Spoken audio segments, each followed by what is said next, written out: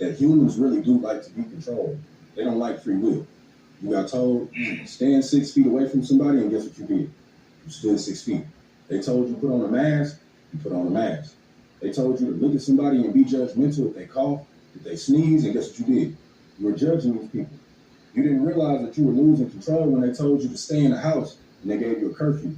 You didn't realize you were losing control when they were putting fear in your heart and fear in your mind. This is why I say, you got to know what you are coming to earth for.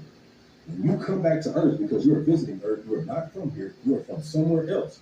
When you astral project, when you go out, when you go figure out the information, when you go raise your vibrations, when you go get some newfound information and energy, you are supposed to return and walk in your purpose. You are supposed to return to this uniform, this skin right here. This is your uniform.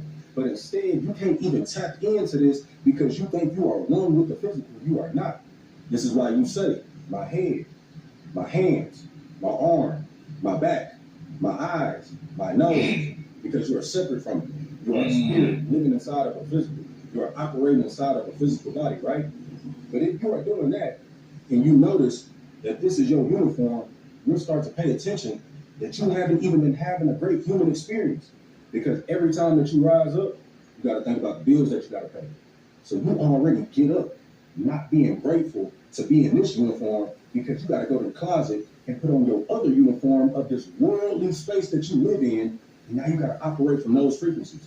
You got to make sure that you moving around to pay rent, paying your car note, paying for gas, paying for lights, electricity, paying for water, paying for fruits, vegetables, paying for chicken, paying for the fast food or the whole foods that you get, paying for clothes and shoes, paying for everything around you. And by the time you look up and think you're going to put time into yourself, your 24 hours is gone.